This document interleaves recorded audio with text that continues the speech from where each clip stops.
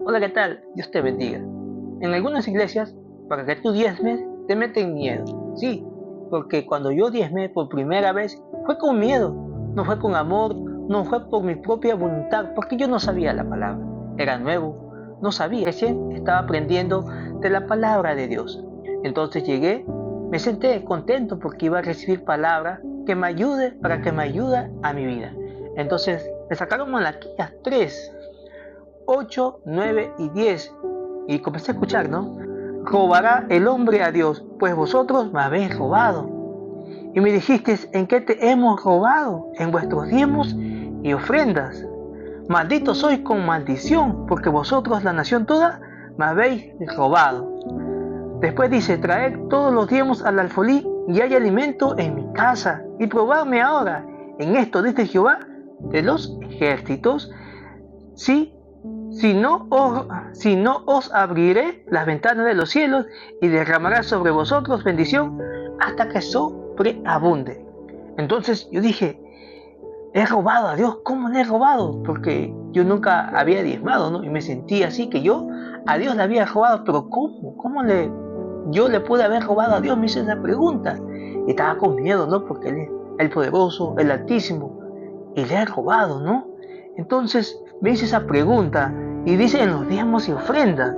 Pero en el 9 dice, malditos sois, con maldición. La palabra maldición significa que tú tienes una marca de maldición, que tú tienes daño, que tú eres un tropiezo para los demás. Como tú, creyendo en Cristo Jesús, ahora la palabra dice que tú estás maldito por no haber diezmado. Entonces yo fui pues y diezmé porque no quería sentirme maldito, con daño, ¿no? Lastimado, como si no sirviera para nada, porque uno se sienta así cuando le sacan estos versículos, hermano. Y fui y diezmé. Pero con el tiempo me di cuenta que no había alimento ahí en la iglesia, no había alimento, no había comida, porque acá dice, no, trae todos los diezmos al alfolí y hay alimento en mi casa, dice. Pero eso no pasaba, solamente pasaban los diezmos. Bueno, yo diezmé como 2 veces nada más, de ahí ya no lo hice más, porque sentía que era una mentira, me sentía así que no iba con la palabra de Dios. Sentía eso, pero como yo no leía, como yo no estudiaba, no sabía tanto, entonces de esa manera, con miedo, yo diezmaba, ¿ok?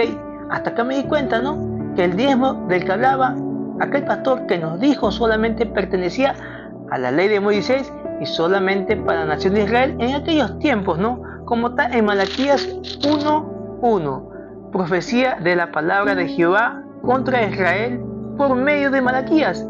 Ahí dice, por medio de Malaquías contra Israel. Y ahí me di cuenta, pues, ¿no? Que me estaban engañando, me estaban sacando dinero con engaño y con mentiras, porque la palabra de Dios dice, todo lo que hagas, hazlo por amor, voluntad y que nazca de tu corazón, como está escrito en las ofrendas. Pero antes vamos a leer Romanos 10:4, porque el fin de la ley es nuestro Señor Jesucristo, como está escrito en Romanos 10:4, porque el fin de la ley es Cristo para justicia a todo aquel que cree. Entonces los diezmos ya no son para los cristianos, pero yo me sentí pues, ¿no?, en ese momento con temor, con miedo, ¿no?, con timidez, sintiendo que tenía una maldición, que tenía vergüenza por no haber diezmado. Me sentía maldito, dañado, con una herida en el alma, porque no había diezmado. De esa manera me sacaron dinero, porque ellos siempre enseñan que el diezmo es tu plata, es tu dinero, no otra cosa, sino que el diezmo es el 10% de todo tu trabajo, de toda la semana, y de ahí tú tienes que aportar algo para Dios. Entonces yo lo hice como 2 veces, más no lo hice porque lo que ellos enseñaban no concordaban. Siempre tuve duda y comencé a estudiar la palabra de Dios para que no me sigan engañando, para que no me sigan sacando dinero, porque la salvación es por fe, nada más, como está escrito en Juan 3:16 y 17, porque de tal manera amó Dios al mundo, para que todo aquel que en él cree no se pierda, mas tenga vida eterna. Porque Dios no envió a su Hijo al mundo para condenar al mundo, sino para que el mundo sea salvo por él. O sea, mediante Jesucristo tenemos perdón y redención de nuestros pecados. Y también Jesucristo nos liberó de la esclavitud de la ley, hecho por nosotros pecado, ¿no?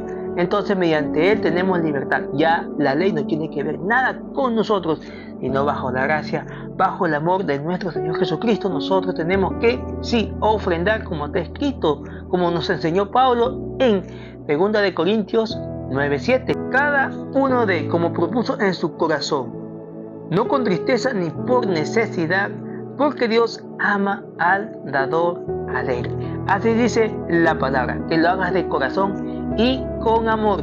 Y también según como hayas prosperado, según como tú hayas conseguido en tu trabajo, así también tú tienes que dar tus ofrendas con amor y por voluntad, como está escrito en 1 de Corintios 16:2. Cada primer día de la semana, cada uno de vosotros ponga aparte algo según como haya prosperado, dice la palabra de Dios. Así que, hermano, tus ofrendas sí son importantes, ¿no? Para poder compartir con los demás, con el que no tiene, con el pobre, con el menesteroso, con la viuda, ¿no? Eso para ayudar a los huérfanos, a los necesitados, a los que están en los hospitales, a ellos, ¿no? Visitarlos también, inclusive también a los que están en las cárceles. Según como tú hayas prosperado y según como tu corazón lo proponga, no con tristeza, no por necesidad, sino porque te nace del fondo de tu corazón, con amor, con agrado, porque eso, ¿no? Con amor y con agrado.